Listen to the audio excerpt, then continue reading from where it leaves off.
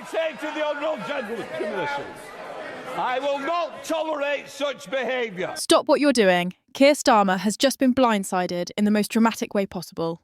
Angela Rayner's legal team has dropped a courtroom bombshell that no one, not even Labour HQ, saw coming. This isn't a leak. This isn't a rumour. These are official court documents that pull back the curtain on secret legal manoeuvres that could flip this entire scandal on its head. And the revelations, they're so explosive that Westminster is in full meltdown mode. The gloves are off, the truth is coming out, and Starmer's carefully crafted image of control is cracking in real time. If you thought the Rayner property saga was dying down, think again. This is the plot twist no one was ready for. Here's what just happened, and why every detail matters. Angela Rayner's lawyers have finally broken their silence in the most dramatic fashion possible, not with a press release, not with a carefully worded statement, but in open court, under oath, with documents so detailed they read like a political thriller. And these documents don't just defend Rayner, they go on the attack. They accuse government agencies of mishandling key evidence, misreporting property valuations, and even leaking information to the press before due process was completed. In other words, they are claiming this entire scandal was not just an accident, but a politically motivated operation designed to destroy Rayner's career. Let that sink in. For weeks, we've been told that Rayner's property deals were shady, that her trust arrangements looked suspicious, that she had questions to answer.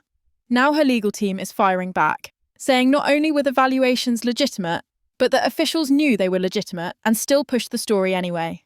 According to the filings, the so-called administrative error that caused her Ashton home to spike in value overnight was reported to HM Land Registry months before the scandal broke, and was supposedly already corrected internally. If this is true, it means the story that triggered her resignation was based on outdated data that should never have been used as evidence in the first place. And here's where it gets really wild. The lawyers are demanding a full disclosure of every email, every internal memo, every phone call between civil servants, ministers, and Conservative Party officials in the days leading up to the scandal going public. They are effectively accusing the government of weaponising confidential financial data to score political points. And if they can prove that in court, this goes from a personal scandal to a constitutional crisis. Because leaking taxpayer data to damage an opponent isn't just dirty politics, it's illegal. Keir Starmer, who has spent weeks trying to look calm and in control, now finds himself standing on a political landmine. If he continues to distance himself from Rayner, he risks being accused of abandoning her just as her legal team is proving her innocence. If he stands by her and this case collapses, he risks going into the next general election with a deputy who is now suing parts of the government. Either way, his image as the steady, no-drama leader who cleaned up Labour's act is taking a beating. The ripple effect across Westminster is immediate. Conservative MPs are suddenly less confident in their attacks. Journalists who wrote screaming headlines about Rayner's property empire are scrambling to rewrite their stories. And Labour backbenchers, the very people who were quietly whispering about replacing Rayner, are now nervously wondering if they backed the wrong horse by pushing for her resignation too soon. This case has flipped the entire narrative in a matter of hours, and the fallout is only just beginning. And this is where the real drama begins, because the documents revealed in court today don't just clear Rayner, they name names. Buried deep in the filings are references to senior civil servants, special advisors, and even a ministerial source, who allegedly greenlit the release of key valuation data to a third party before it was ever supposed to be public. That's not just sloppy administration, that's potential misconduct in public office. The legal team is calling it a coordinated political hit job, and while those are strong words, the evidence they presented is hard to ignore. We're talking about time-stamped emails, meeting logs, and even a WhatsApp exchange where one official allegedly wrote, "This will finish her perfect timing before conference." If that message is real, if it can be verified, this could become the most explosive political scandal Britain has seen since the expenses crisis. But here's what makes this even more devastating. Rayner's lawyers aren't just asking for a judicial review, they're seeking damages. They want compensation for reputational harm, loss of earnings from her resignation, and even emotional distress caused to her family. In other words, they are taking the fight directly to the system and forcing the government to defend its actions in a courtroom, on the record. That means cross-examination, that means witnesses under oath, and that means every piece of evidence is about to be pored over by forensic lawyers who will leave no stone unturned. For a government already reeling from economic crises, immigration chaos, and collapsing public trust, this is a nightmare scenario. Keir Starmer, meanwhile, has been forced into an impossible position. The man who built his political brand on integrity and the rule of law is now being asked whether he supports his deputy's legal battle against the very institutions he once worked for as Director of Public Prosecutions. If he backs her, he risks looking like he's at war with the establishment. If he stays neutral, he looks weak and disloyal. If he opposes her, he risks being seen as throwing one of Labour's most popular figures under the bus, just to save his own political skin. Every move he makes from this moment will be scrutinised, dissected, and turned into ammunition by his opponents. And the Conservatives, they are suddenly caught in a trap of their own making. For weeks they've hammered Labour over Rayner's property dealings, painting her as the face of hypocrisy. But now that the story has flipped, their attacks risk backfiring spectacularly. If it turns out that a Conservative-linked source was involved in leaking or distorting the data, this goes from being a Labour scandal to a full-blown government crisis. Imagine the optics of a ruling party using state machinery to smear the opposition's deputy leader in the run-up to an election. That's not just a bad look, that's the kind of thing that brings down ministers, collapses campaigns, and forces resignations at the very top. Meanwhile, Westminster is buzzing like a hornet's nest that's just been kicked. Journalists are camped outside the High Court, live tweeting every revelation. Political aides are frantically calling each other, trying to get ahead of the story. Backbenchers are whispering about coups, reshuffles, and leadership challenges. And through it all, Angela Rayner has remained uncharacteristically quiet, no fiery TV interviews, no emotional speeches, just a few carefully worded statements from her lawyers. That silence is deafening, and it's driving her opponents mad. Because when a politician stops talking and lets their lawyers do the talking, it usually means one thing: they're confident they're going to win. The public reaction has been just as fierce. Social media is in meltdown, with hashtags like Rayner vindicated and Starmer cornered trending simultaneously. Labour supporters who had started to doubt Rayner are now rallying around her, while Tory commentators are suddenly on the defensive, insisting that the public still deserves answers. But the mood is shifting. Ordinary people who felt betrayed by the original scandal are now angry for a very different reason, not because they think Rayner is guilty, but because they think they were lied to. And when the British public feels manipulated, the backlash can be brutal. This is no longer just about one woman's property deal. This is about whether Britain's political and legal institutions can be trusted at all.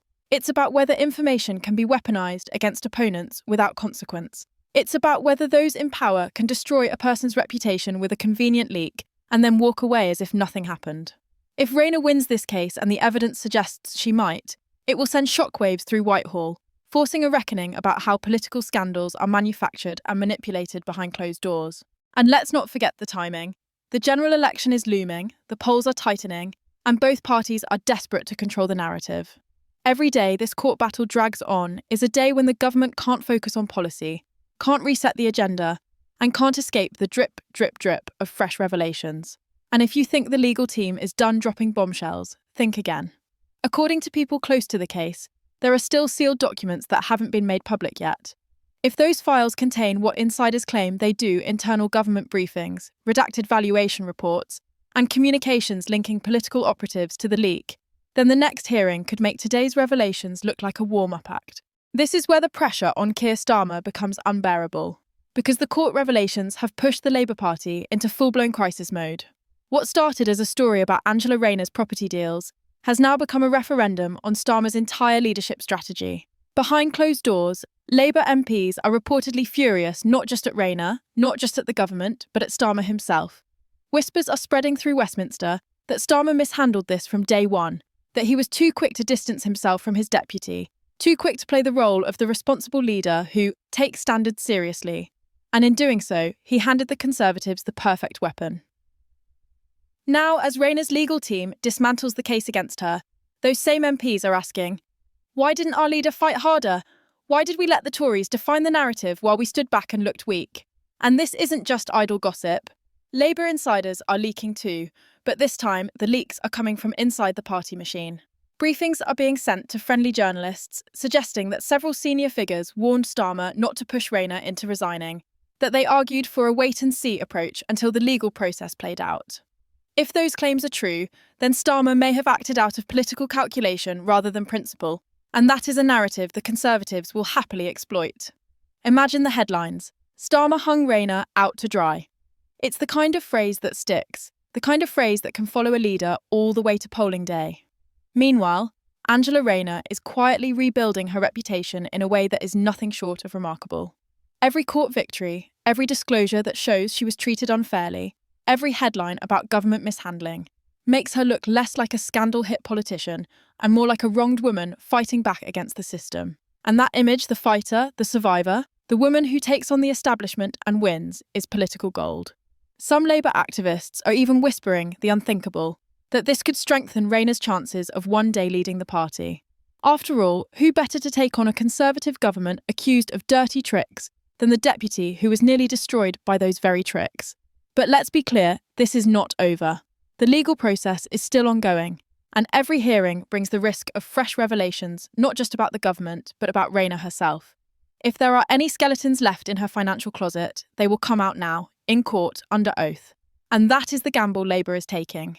If Rayner emerges completely vindicated, she will be unstoppable, a political juggernaut who can claim moral authority. But if anything damaging comes out, if the case turns against her even slightly, it could destroy her career for good and leave Labour looking chaotic and divided just months before the country heads to the polls.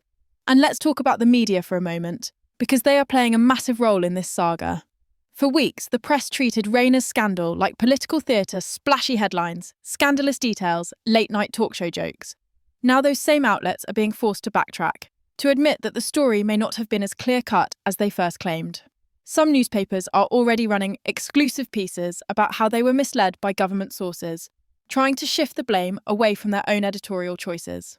Others are doubling down, insisting there are still unanswered questions about Rayner's property deals, trying desperately to keep the narrative alive.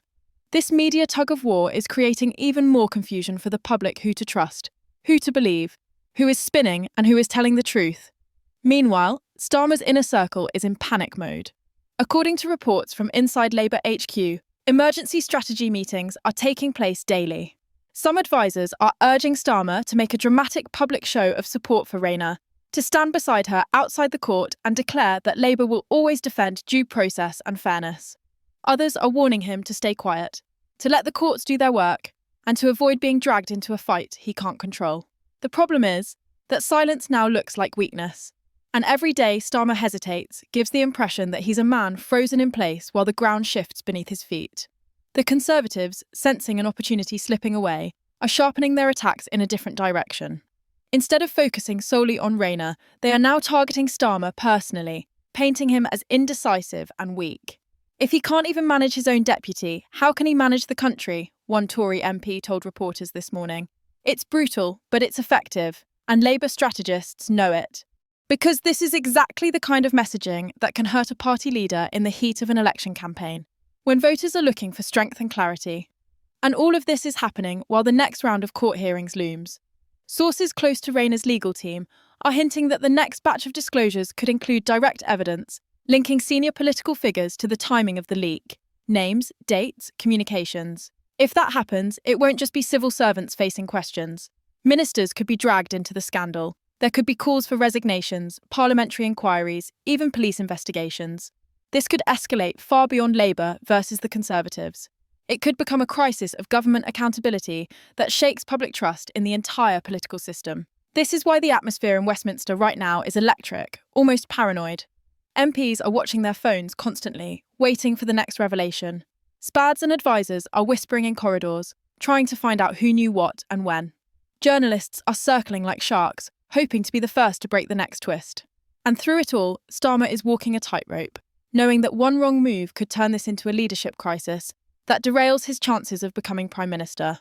The stakes could not be higher, not just for him, not just for Rayner, but for the entire Labour Party. And now we have reached the point where everything is about to explode, because the next court hearing isn't just another procedural step. It's shaping up to be a showdown that could redefine British politics for a generation. Rayner's lawyers are reportedly preparing to call witnesses who were directly involved in the valuation process, including senior officials from HM Land Registry and HMRC. If those witnesses confirm that the valuation error was known about and corrected long before the story broke, it will blow a hole in the entire narrative that forced Rayner to resign. And if they go further, if they testify that political pressure influenced how and when the information was handled, we are looking at the kind of revelation that forces resignations at the highest level of government. Ministers could be implicated, Advisors could be exposed. This is the kind of moment that turns a slow-burning scandal into a political inferno. What's even more extraordinary is that Rayner's legal team has hinted they have more evidence that hasn't been shown to the public yet. According to multiple reports, they have obtained internal communications that suggest certain Conservative MPs were briefed about the story days before it became public knowledge. If that is proven true, it would mean that confidential property data was not only leaked, but handed to political operatives in advance to prepare a media campaign. That is a direct attack on the principle of fairness in public life, and it would raise urgent questions about the abuse of power for political gain. Imagine the optics. A government accused of using state resources as a weapon against its opponents in the middle of an election run-up. That is the stuff of constitutional crises, the kind of scandal that can topple entire administrations. Keir Starmer now faces the most important decision of his political career. Does he stand by Rayner publicly, take the risk, and turn this into a crusade for justice, framing Labour as the party that will expose corruption and hold power to account? Or does he keep his distance, play it safe, and risk looking like the leader who abandoned his deputy in her hour of need? His decision will not just define his leadership, it will define Labour's credibility heading into the next election. And make no mistake, every voter is watching. Every headline, every clip, every soundbite is shaping the public perception of whether Starmer is a strong leader or a cautious bureaucrat too afraid to take a stand. Meanwhile, the government is running out of room to manoeuvre. Downing Street sources are reportedly furious about the legal revelations and scrambling to prepare their defence. Internal reviews have been launched, advisors are being interviewed, and ministers are being told to prepare for hostile questioning in the House of Commons. Tory strategists who thought this scandal would cripple Labour are now facing the nightmare scenario that it could boomerang and take down some of their own. The Prime Minister's team is terrified that this could become the defining story of the year, not about Labour's alleged hypocrisy, but about government overreach and abuse of power. And once that narrative takes hold, it is almost impossible to reverse. Outside Westminster, public anger is building. People who were already furious about the cost of living crisis, housing shortages, and skyrocketing mortgage rates now feel that the entire system is rotten. Social media is a storm of outrage, with videos of court revelations going viral, millions of views in hours. Activists are calling for full transparency, for independent inquiries, for heads to roll. Petitions are circulating, demanding the resignation of anyone found to have played a role in leaking Rayner's information. This is no longer just a political scandal, it is becoming a national reckoning about trust, fairness, and integrity in public life. And here's the most dangerous part. The story isn't slowing down. The more the government tries to contain it, the bigger it grows. Every day brings a new leak, a new twist, a new headline that keeps the public hooked. And with the next hearing just days away, the stakes couldn't be higher. Will the witnesses confirm Rayner's version of events? Will those secret documents be unsealed and reveal the full scale of what happened behind closed doors? Will ministers be named in court and forced to resign live on air? The potential fallout is enormous, and no one, not Starmer, not Rayner, not the Prime Minister, can fully control what happens next. One thing is certain. British politics is about to enter uncharted territory. This is not just another scandal to be forgotten in a news cycle. This is the kind of moment that tests the entire system, that forces politicians to pick a side, that makes or breaks careers. Angela Rayner has bet everything on the truth coming out.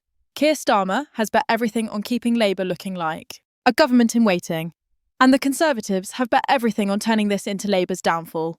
But someone is going to lose this gamble, and when the dust settles, the balance of power in Westminster may never be the same again. So here's the question you need to ask yourself. Who do you believe? Do you think this was a carefully planned smear campaign designed to take out Labour's deputy leader, or do you still believe Rayner has serious questions to answer about her finances? Should Starmer throw his full support behind her, or should he stay out of the fight and protect the party's image? And most importantly, what happens if the next hearing proves that government insiders really did weaponise confidential data for political purposes? Will the British public accept it? Or will we see resignations, protests, maybe even the biggest political shake-up since Partygate? Drop your thoughts in the comments, because this story is far from over. And if you want every twist, every revelation, every secret from inside that courtroom as soon as it drops, make sure you hit subscribe and ring that notification bell, because the next chapter of this scandal is about to erupt, and you do not want to miss what happens next.